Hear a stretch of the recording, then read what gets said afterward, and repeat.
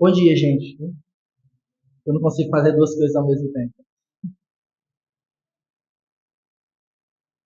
Vou pegar aqui o devocional do Max Lucado.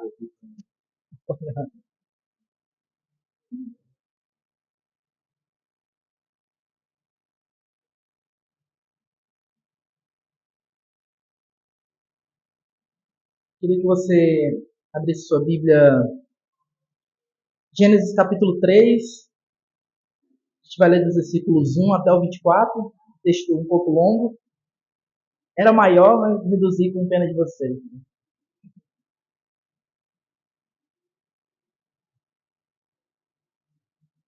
Conversa essa de ler muita Bíblia, né? Não pode, né?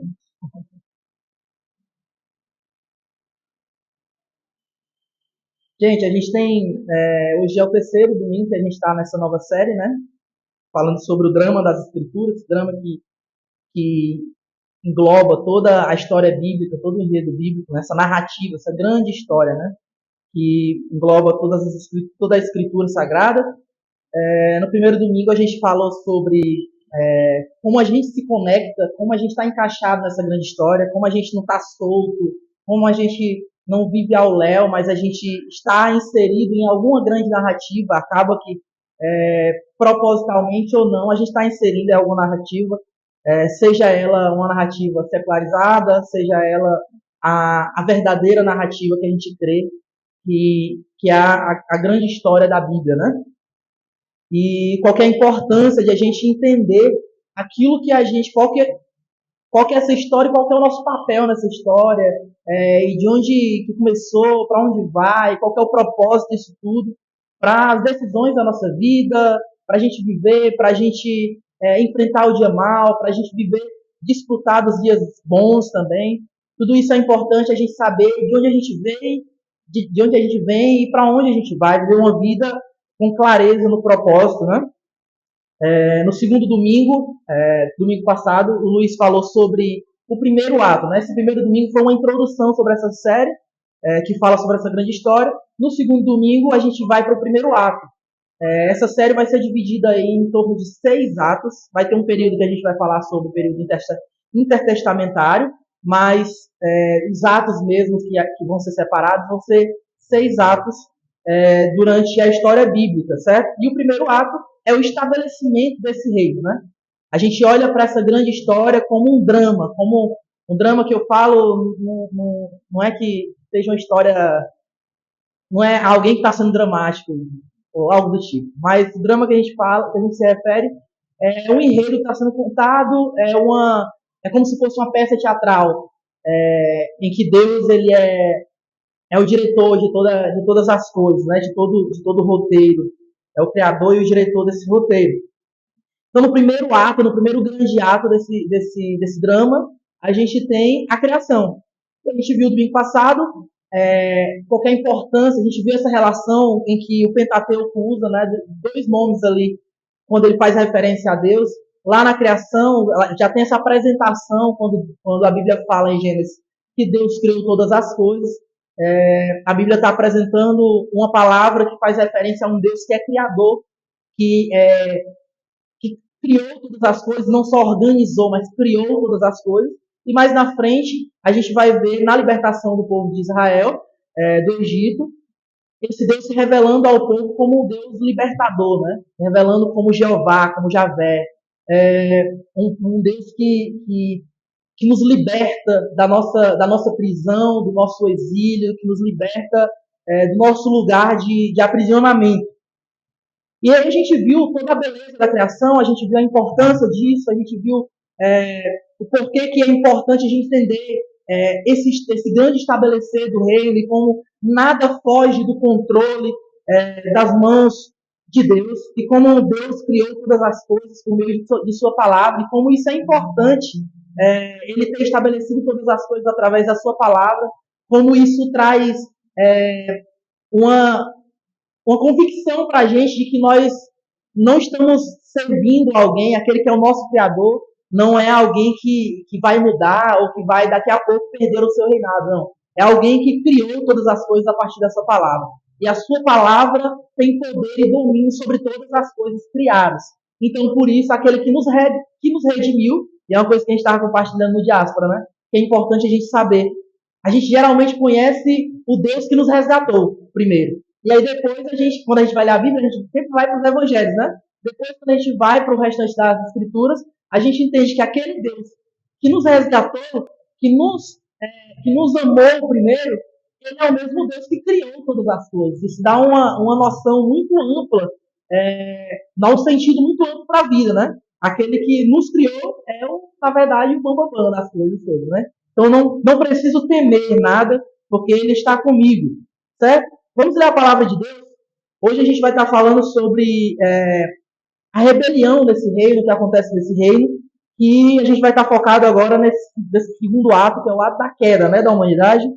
Gênesis 3, versículos 1 ao 24, diz assim: Ora, a serpente era o mais astuto de todos os animais do campo que o Senhor Deus tinha feito.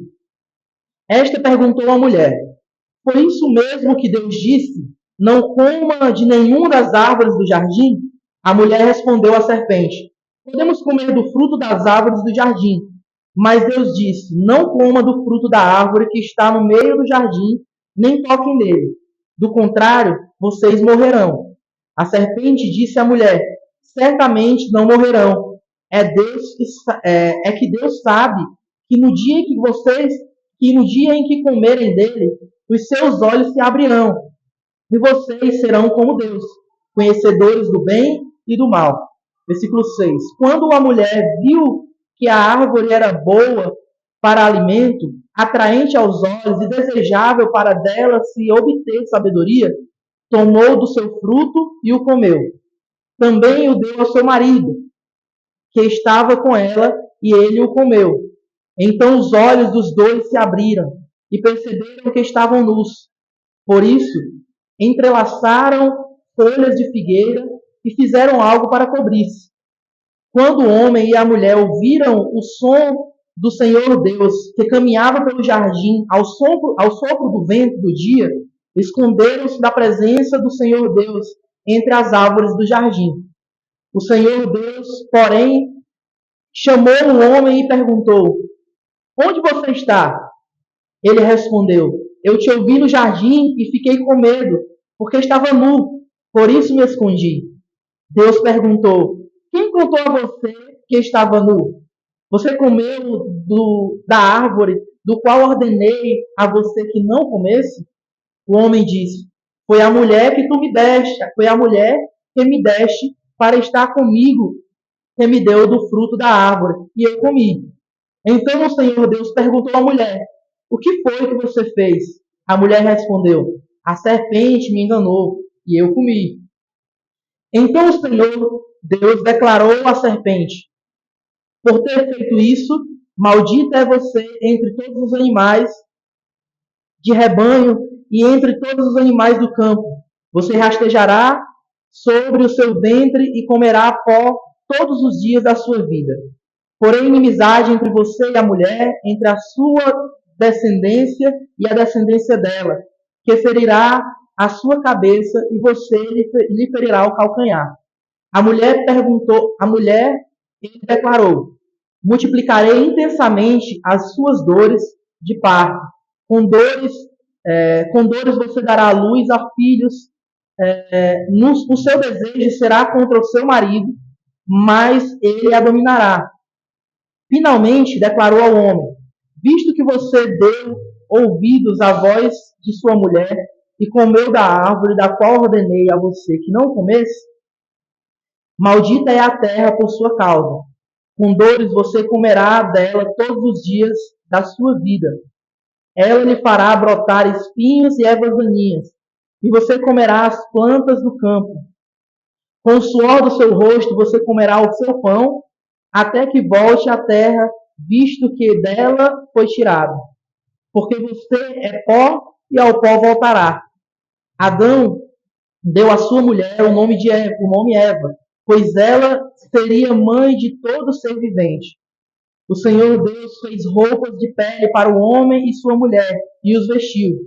Então o Senhor Deus disse: Vejam que o homem se tornou como um de nós, conhecendo o bem e o mal. Não se deve permitir que ele estenda a mão e tome também da árvore da vida. Coma e viva para sempre. Por isso o Senhor Deus o expulsou do jardim do Éden para cultivar a terra da qual fora tirado. Depois de expulsar o homem, colocou querubins a leste do jardim do Éden e uma espada flamejante que se movia de um lado para o outro, guardando o caminho que levava à árvore da vida. Bem, gente, pessoal, a gente, como viu no domingo passado, o texto do capítulo 2, né, é um texto bem, por mais que seja um texto só, um bloco só, né, de argumentações aqui das escrituras, mostra essa relação de Deus com o homem, com a humanidade, né? No capítulo 1, você vai ver a relação, essa relação que envolve Deus, a humanidade e toda a criação, a responsabilidade do homem com a criação. E no capítulo 2 a gente vai ver esse estabelecimento quando ele dá ordenanças, exerce seu mandato a respeito da relação do homem consigo mesmo, da relação do homem com Deus e da relação do homem com o próximo, né? E é interessante porque no capítulo 2 a gente vê um mundo muito bonito, né? A gente vê um jardim que dá vontade de viver lá. A vontade que dá é de a gente voltar para aquela época e desfrutar de tudo aquilo. Uma criação tão boa que nos passava um ar de estabilidade, de paz. O autor do livro que embasa essa série fala que a fragrância que exalava do jardim era a fragrância Shalom. Era uma paz vinda de Deus. Deus habitava no meio daquele jardim. Deus caminhava por entre aquele jardim, se encontrava com o homem, se relacionava com o homem. Havia ali harmonia entre as relações. O homem era um ser, da sua natureza criacional, ele era um ser de relações. Era um ser que se relacionava com a criação que Deus colocou para ele cuidar. Era um ser que se relacionava com Deus no jardim. Era um ser que se relacionava com o seu próximo, até aquele momento, a sua esposa, né? E a gente poderia ver ali comunhão, paz, estabilidade, provisão, prosperidade. Parecia algo muito bom. Deus criou todas as coisas muito, muito boas, né? E a humanidade não foi diferente. Ele criou um homem bom e em sua natureza livre. A liberdade estava na essência dessa natureza humana que Deus criou. O mesmo homem que Deus criou para amar, ele tinha liberdade também de não amar. O mesmo homem que Deus criou para cuidar de toda a criação, tinha liberdade para não fazer. A gente encontra aqui aquilo que a teologia reformada fala que é o pacto das obras, ou o pacto da criação, né? Onde Deus estabelece um pacto com a humanidade, né? E que se eles obedecessem à lei de Deus entregue, eles viveriam. Eles teriam vida em abundância. Mas, se não houvesse obediência, a recompensa seria a morte. Então, a gente tem aqui os termos muito bem estabelecidos. Você não vai ver essa palavra pacto aqui, claro, certo? Mas você vê os termos muito bem estabelecidos aqui. O problema é, gente, olhe para o mundo que a gente está inserido hoje. Olhe para a falta de estabilidade que a gente tem no nosso próprio país. Se a gente olhar para o nosso tempo, guerras se estouram em todos os dias em cada lugar do mundo. Guerras estouram nas nossas cidades, em cada bairro. Eu mesmo trabalho com Uber, não consigo rodar em todos os bairros. Tenho que estar ligado nos rádios da vida, nos grupos de WhatsApp, para saber onde está seguro rodar. Estabilidade não é uma palavra muito que pode se aplicar à nossa realidade hoje. Seja ela uma estabilidade de segurança, financeira, social, política, jurídica, enfim. A gente vive hoje num momento, né, que todos os noticiários remetem aos Estados Unidos. A eleição do novo presidente dos Estados Unidos, que traz uma insegurança e uma expectativa do que vai ser do mundo a partir de agora, né? Olha para esse mundo que a gente está vivendo. Olha para as dificuldades que a gente passa no casamento, na criação dos nossos filhos, nos trabalhos, na relação entre empregado e empregador, na relação entre indivíduo e a comunidade, o coletivo como um todo. Olha as dificuldades que a gente enfrenta. Agora olha para esse jardim que a Bíblia fala no capítulo 2. Não tem nada a ver, né, gente? Parece ser uma coisa totalmente diferente. Numa harmonia, a paz que o mundo procura, ele não encontra em si mesmo, ele não encontra na criação. Porque houve algo, e isso é algo essencial para uma grande história que está sendo contada. O grande problema é necessário para um grande drama. É um dos ápices, assim, né, de uma grande história que está sendo contada, de um filme, por exemplo, que está sendo contado. É um problema, algo que deu errado, que precisa ser resolvido. Então, basicamente, é isso que o capítulo 3 aqui está relatando. A criação era boa, era saudável, era sustentável, Deus tinha feito todas as coisas boas. Mas, agora, de repente, está tudo diferente, algo deu errado. E é um mistério muito grande no capítulo 3, gente. Por quê? Facilmente você consegue olhar para esse texto e falar assim, não, isso daqui parece mito. O capítulo 3 não nos deixa clareza sobre todas as coisas, todas as questões que a gente pode levantar para o texto de Gênesis. Porque, por exemplo, a gente está falando sobre a criação do mundo, está falando sobre um texto que a gente considera uma narrativa, um texto histórico. E aí Moisés está narrando o início de todas as coisas, e ele fala sobre uma cobra, uma serpente que fala. Como assim? Uma árvore diferente de todas as outras, que consegue provocar uma mudança muito grande no rumo da humanidade. Parece uma coisa meio poética, meio mitológica, né? E há um perigo aqui, mas a gente tem que levar esse texto a sério, certo? Que nem todas as coisas nos foram reveladas. A gente só consegue ir até onde a gente consegue. Até onde Deus nos permitiu ir. Por exemplo, como é que eu explico que Deus é três, mas ele é um Deus único? Não dá para explicar. A gente não consegue, no nosso conhecimento humano, entender isso. Então, é difícil entender também algumas coisas em relação à criação. Mas o importante aqui, gente, é que Moisés está narrando um fato importante para que o povo que ele estava dirigindo essa mensagem primariamente, que era um povo que estava vivendo fora da sua terra, estava vivendo em contato com um ambiente totalmente distorcido da imagem de Deus. Era um povo que olhava para os astros, olhava para o sol, para a lua, olhava para qualquer outra coisa da criação e adorava as outras coisas. E aí Moisés olha para na hora de narrar e não chama sol e lua, chama os astros, chama os luminares, né? Então, tudo há um propósito nesse texto aqui, gente. Então, a boa criação que a gente vê a Bíblia narrando já não é mais tão boa assim. Houve algo que rompeu com isso tudo. A gente precisa entender esse relato como um relato verdadeiro para que as coisas façam mais sentido, certo, gente? E para isso é necessário a gente ter fé. Às vezes, isso coloca assim, em evidência algo que muitas vezes a gente, sem perceber, comete alguns erros, que a gente vai em direção ao texto bíblico, querendo responder as nossas perguntas, mas não cala um pouco as nossas perguntas, não que perguntar o texto seja algo ruim, né? É necessário, é saudável. Mas, às vezes, as nossas perguntas não vão ser saciadas. E aí? Vai restar você acreditar ou não? Vai restar ter fé ou não? Então, a gente precisa olhar para esse texto como um verdadeiro relato da queda da humanidade. Quando foi que começou a dar tudo errado? Como eu falei, gente, nós somos seres criados para se relacionar.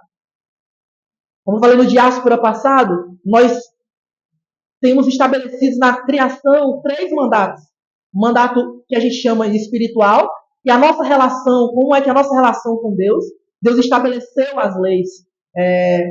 E essas leis trilhavam ali a nossa relação, guiavam ali a nossa relação com Deus Todo-Poderoso, com o nosso Criador. O nosso mandato social, que remete a como nós nos relacionamos com nós mesmos e com o próximo, e o mandato cultural, no qual a gente se relaciona com toda a criação. É interessante que às vezes a gente coloca toda a criação no mesmo patamar do homem. E não foi assim que as coisas aconteceram. Deus criou o homem à imagem e semelhança, não o restante das coisas. E eu fui desafiado, fui insultado, né, por uma pergunta que eu estava escutando esses dias um cara falar, e ele perguntava assim: se você tem um animal que você gosta muito, e esse animal você vai ter que fazer uma decisão muito, muito forte em relação a isso. Você tem um bandido condenado, e você precisa, claro, gente, aqui é só está imaginando, tá? Você tem uma decisão a ser feita. Você precisa decidir se você vai salvar o seu animal que você tanto ama, que você cria durante muito tempo, muito tempo. Aí eu me coloquei na minha situação, né, dos Zeus. E qual a decisão seria a que eu tomaria? Eu salvaria um bandido, alguém que fez mal à sociedade, fez mal à humanidade, que foi condenado, talvez merecesse aquela morte, mas eu preferia salvar esse bandido ou salvar o meu animal. E ele deixou essa. E eu me lembrei logo de algumas coisas que eu já vi na internet, que é muitas vezes eu vejo algumas pessoas falando assim: é, o animal é muito. Às vezes o animal é mais fiel e é muito melhor, e muito leal, e muito mais verdadeiro do que muito ser humano. E a gente acaba colocando o animal no mesmo patamar. Por que eu estou usando aqui essa imagem aqui? Porque quando a gente inverte a ordem das relações que a gente faz entre criatura e o seu criador, entre criatura e a criação, entre a criatura e a outra criatura, se eu coloco, por exemplo, se eu trato o ser humano, se eu trato o João, se eu trato o Tiago, se eu trato Israel, como um Deus, eu estou invertendo. Eu deveria me relacionar com Deus diferente do que eu me relaciono com vocês. Da mesma forma que eu me relaciono com a criação, diferente do que eu me relaciono com Deus ou com os meus irmãos. Deu para entender a diferença desses três tipos de relação fundamentados ali na criação? Nós somos seres relacionais. Só que o problema, gente, é que tudo isso é possível quando não existe o pecado. Quando o pecado não era um problema para a gente. Só que agora a gente tem um grande problema aí, né? O ser humano traiu a Deus, o ser humano quebrou esse pacto, o ser humano desobedeceu. Ele tinha uma opção e ele escolheu a outra, a pior, né? Ele escolheu a pior de todas as coisas. Normalmente a gente fala assim, é um desgraçado, né? Se eu estivesse lá, eu faria melhor. Mentira, a gente fazia a mesma coisa, né? Pecadores do jeito que a gente é, talvez fizesse pior. E a pergunta que a gente precisa se fazer, gente, o que essa traição, o que essa desobediência traria para Adão e Eva? O que foi que atraiu eles a fazer isso? Eles tinham tudo, gente.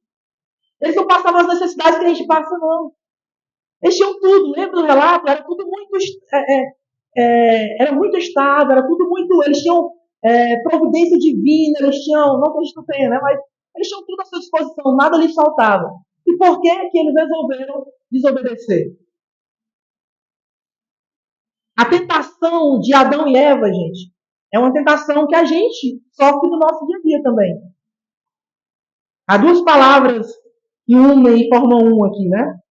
Que a palavra grega chamada autos e nomos. Autos significa si mesmo e nomos significa a lei. O que atraiu ali a humanidade, o que atraiu ali o homem e a mulher foi o desejo por autossuficiência. O desejo por pegar. Até então eles tinham essa relação entre eles e Deus. E o que eles precisavam se satisfazer era em que lei? Na lei que Deus estabeleceu nesse pacto, nessa relação entre Deus e o homem. Só que o que é que o homem busca? O que é que atrai o homem? Quando a serpente fala assim, não, Deus na verdade está com medo, Deus na verdade está mentindo com vocês, na verdade não é bem assim não. É porque se vocês comerem desse fruto, vocês vão ser igual a Deus. Na hora, Eva e Adão já falam o quê?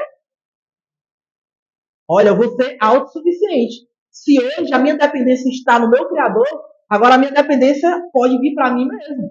Eu vou conhecer o bem e o mal. Eu vou ser igual a Deus.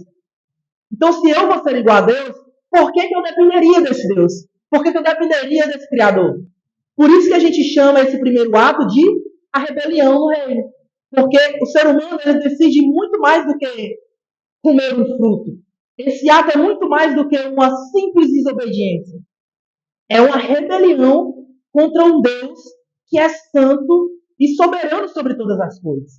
É a criatura, é a obra, falando para o seu autor assim, ó, não preciso mais de ti. Entendeu? É como se a gente, como se não, nós fazemos muito isso hoje. Muitas vezes nós tomamos as decisões da nossa vida, a gente lida com as dificuldades da nossa vida, a gente lida com todos os dilemas do nosso cotidiano, assim, às vezes, a parte de Deus. Normalmente, quando a gente tem dificuldades, a gente pretende se resolver. Não é isso que muitas vezes embasa algumas pessoas. E assim, eu vou usar o exemplo de um não cristão, de um ímpio. Mas acontece isso também no meio dos crentes. Ah, quando eu estiver preparado, eu vou para a igreja. Não é? Porque a ideia de que eu primeiro me resolvo, eu sou autossuficiente, eu consigo me resolver. Depois que eu me resolver, aí eu vou para a igreja. Entendeu? Então, é tipo assim, eu consigo fazer isso. E o relato bíblico me mostra o contrário, porque há aqui uma teorreferência, né? A referência para o homem é esse pacto, essa relação dele com Deus foi quebrada. Isso foi quebrada. A relação do homem com Deus, a relação do homem com a humanidade, consigo mesmo, a relação do homem com o próximo, tudo isso está corrompido agora. Nada disso agora funciona da maneira que deveria funcionar. A gente tem aqui o grande problema, por quê? Porque, e a gente não sabe a origem disso, né? Como se aconteceu isso, mas a gente sabe que isso estava colocando em xeque a grande obra de um Deus que estava derramando, transbordando o seu amor e alegria sobre a sua criação. E tinha um plano, uma história acontecendo. Isso tudo é muito triste. Isso tudo deveria, pelo menos, nos entristecer quando a gente observa o quão pecadores nós somos. E a gente precisa entender isso por quê? Gente, me dá alguns minutos a mais aí, certo? Porque a gente começou tarde, só hoje. Então, eles buscavam essa autossuficiência. E essa autossuficiência, essa busca e esse pecado, essa traição deles contra Deus, da humanidade contra Deus, gerou algumas dúvidas nele. Por que dúvidas eram essas? Eles começaram a duvidar da palavra de Deus. Gente, Deus falou que se eles comessem, eles morreriam. Porque eles falaram, opa, talvez não seja assim. A dúvida habitou o seu coração. Quantas vezes essa dúvida não habita o nosso coração, né? Dúvida talvez seja a coisa mais presente no nosso meio, nas nossas crises de fé, nas nossas... às vezes eu converso muito, né? Sou pastor, né? Claro. Converso muito com todo mundo, a gente escuta muito as crises das pessoas. E muitas dessas crises, às vezes crises financeiras, crises relacionais, derivam muitas vezes de uma crise de fé. Às vezes a pessoa está perdida ali com a sua relação com o seu Deus. E aí já deixou o Deus dele lá atrás e já está vivendo com Deus próprio e aí está sofrendo para lidar com tudo isso. Então as dúvidas a respeito daquilo que Deus falou a nosso respeito geram muitas dificuldades na nossa vida. Ou não é? Quando eu vou falar por mim mesmo, eu estava passando por um momento difícil essa semana aí. E coloca a nossa fé assim, a gente começa a se questionar e começa a bater a crise. E aí quando a gente respira e alguém chega assim e fala assim, ó, dá um tapa na cara da gente, estou ilustrando, tá? E a mulher pode fazer isso. Eu deixo, meu amor. Dá um tapa na cara da gente assim e fala assim, ó, acorda, ei, calma, calma, não é tu que está no controle das coisas, é Deus. E a gente para e fala assim, olha, como eu já abandonei a palavra de Deus, eu já abandonei a minha fé no meu Deus, no meu Criador, que é imutável, que me traz essa segurança e agora eu passei a confiar na minha relação com as circunstâncias. Entendeu? Então, muitas vezes a gente está fazendo com as pessoas estão assim, tá complicado, o dia a dia tá difícil e tal, e nunca sai disso, gente. Mas por quê? Porque a gente tem se relacionado com os problemas de maneira autossuficiente. E dessa forma, a gente só está caminhando para o abismo, gente. Só caminhando para o abismo. A gente só está pagando juros. Sabe aquele juros que você vai pagando, pagando, pagando, pagando? momento que você não consegue mais pagar, e aí você... eu já estava alimentando esse leão aqui por dia e não sabia? Pronto. De repente a ficha cai e você fala assim, eu deveria ter me tocado lá atrás. Mas eu preferi ir até o fundo do poço para decidir acreditar, decidir escutar Deus, decidir crer em Deus. Então, a dúvida ali de Adão e Eva era uma dúvida na palavra de Deus, segundo, a dúvida na bondade de Deus. A gente duvida da bondade de Deus. Gente. Deus estabeleceu essa relação entre Criador e criatura, e a gente duvida que isso é uma relação pura. Porque eles preferiram estabelecer um outro tipo de relação ali entre Deus e o homem. Então, foi colocado em xeque essa bondade de Deus. Só que, gente, quando a gente olha assim, e olha para tudo aquilo que a serpente falou, a gente pode fazer uma outra pergunta, né? Parece que já estava certo. Eles abriram os olhos, eles agora são conhecedores do bem e do mal. Será que a serpente não estava certa mesmo? E sim, nisso ela estava certa, abriu os olhos dele. Mas por que a gente questiona, gente, principalmente? Porque se eles desobedecessem, o que era que aconteceria? Eles morreriam. Mas Adão e Eva não morreram, pelo menos não imediatamente. Como é que ficam as coisas aqui? Isso nos abre os olhos, gente, e nos faz um convite, esse é um convite para uma reflexão um pouco mais profunda. Que tipo de morte aqui que Moisés está falando? É uma morte física? Se fosse uma morte física aqui, já encontrou uma falha, né? O homem como um ser naturalmente relacional, onde foi que teve os impactos da sua queda? Nas relações. Com o seu Deus, com a criatura, com ele mesmo e com o próximo. A morte aqui mais profunda que o homem desfrutou foi uma morte relacional. E não é essa que tem sido as nossas dificuldades. Por que as guerras acontecem, gente? As pessoas não conseguem conversar. A cultura é diferente, as pessoas estão batendo cabeça.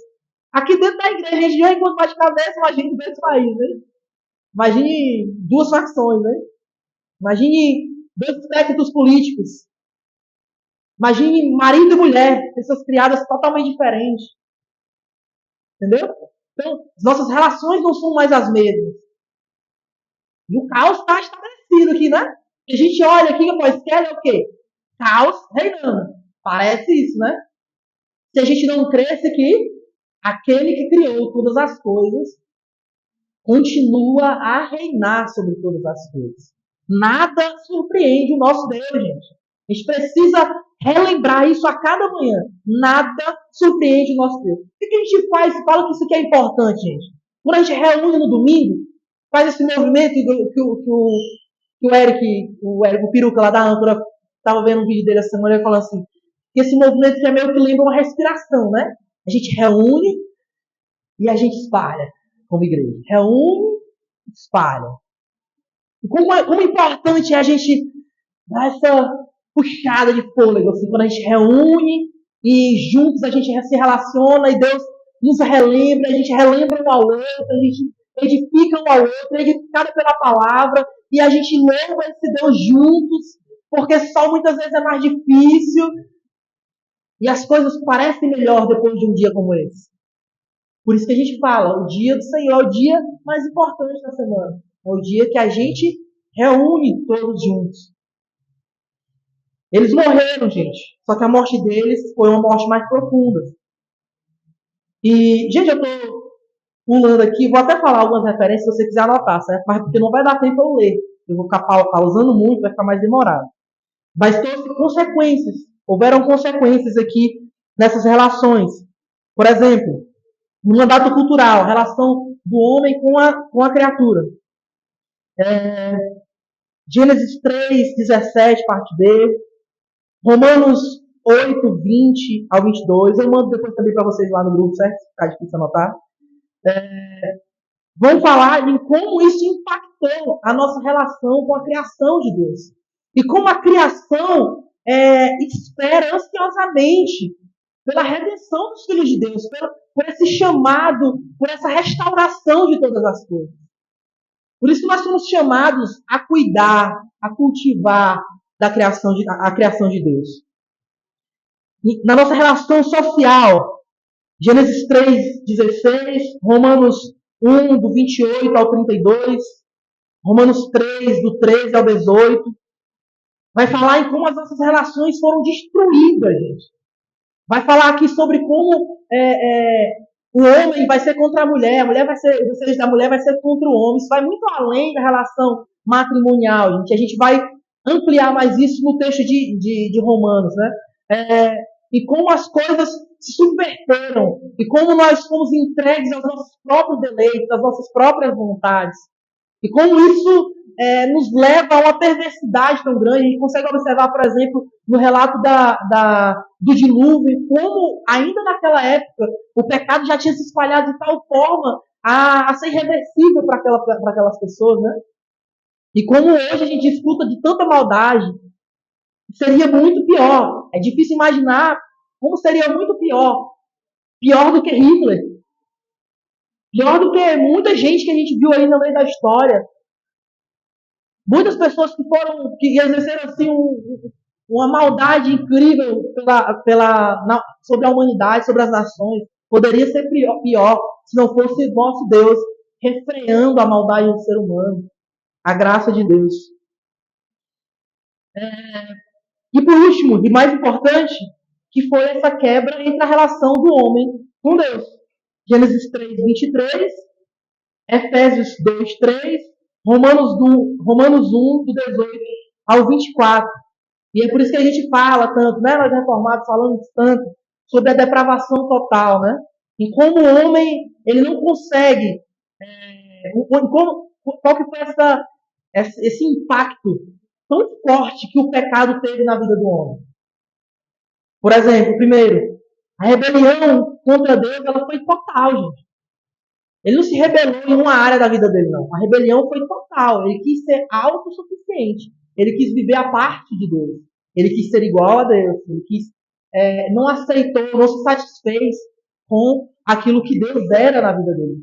Mais ainda do que aquilo que Deus tinha proposto para ele ali. Mas aquilo que Deus era suficiente para a vida dele. Ou para a nossa vida, né? A rebelião foi contra Deus e foi total. Segundo, a nossa rebelião, a rebelião da humanidade,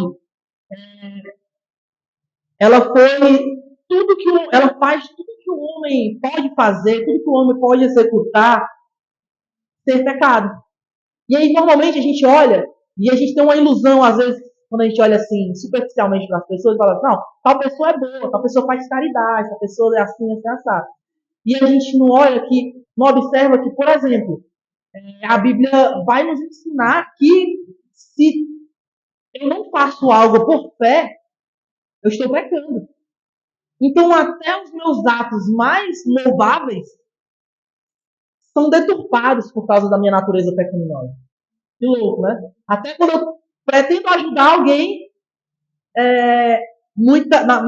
se não for pela graça de Deus comum, agindo sobre a minha vida, o desejo que há no meu coração é o simples desejo egoísta, em satisfazer algo em mim mesmo, em satisfazer algo que vai me preencher, um bem-estar talvez, um alívio da minha culpa, fazer me sentir melhor do que os outros. Então, tudo que o homem faz, seja bom ou ruim perante a sociedade, é pecado se não for inspirado por Deus, se não for pela interferência direta do Criador. O homem é incapaz de se submeter a Deus. Isso é uma coisa muito, muito real para a nossa vida como igreja, né? Brasileira, mundial. Nós somos incapazes de fazer o bem. Nós somos incapazes de nos submeter àquele que nós falamos que é o nosso Deus. Então, se nós nos submetemos a Ele, isso é milagre divino. Se nós nos submetemos a Deus, se hoje você está aqui, por isso que a gente fala, se hoje você está aqui, e você está aqui de coração aberto, disposto a se arrepender dos seus pecados, disposto a mudar de vida, disposto a edificar um ao outro, de ser redimido pelo Criador, pelo seu Salvador, você só está fazendo isso porque Deus o amou primeiro. Porque Deus foi em direção a você primeiro. E quarto, ela foi uma rebelião totalmente merecedora de punição eterna.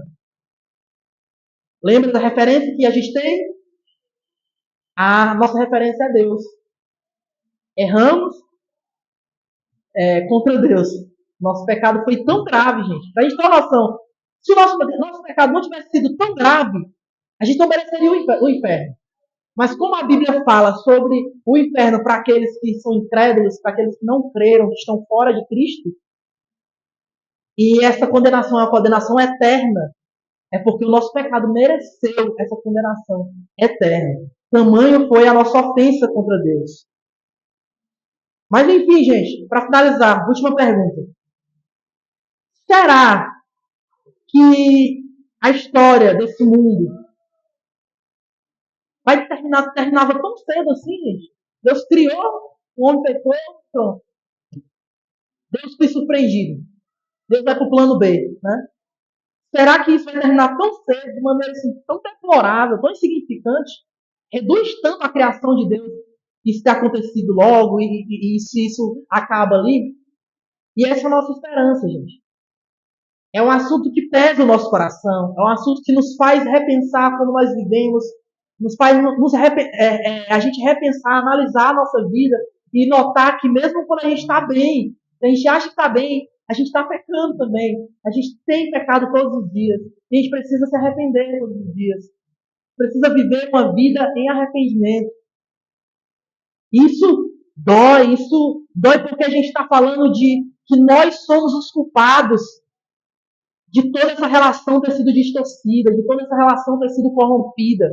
Nós somos o culpado. Olha o ponto que as escrituras nos traz aqui, gente. Olha o que o mundo está fazendo. Apontando um pro outro. A culpa é do Lula, a culpa é do Bolsonaro, a culpa é do Trump, a culpa é do Putin, a culpa é de Israel, a culpa é dos palestinos, a culpa é de todo mundo, menos nosso. A culpa é nossa. Se a gente não entender isso, nada muda, gente. E por isso que nós somos convidados, nosso chamado é para que nós habitemos nessa cidade e sejamos fiéis a Deus habitando na cidade. Porque essa cidade será uma cidade melhor se nós entendermos que nós somos pecadores e nós somos alvejados por tamanha graça. Imagina, gente, olha para essa parede que é branca, o teto, né? Tá visível para todo mundo. Esse teto bem branquinho. Eu acho que tá branquinho, né?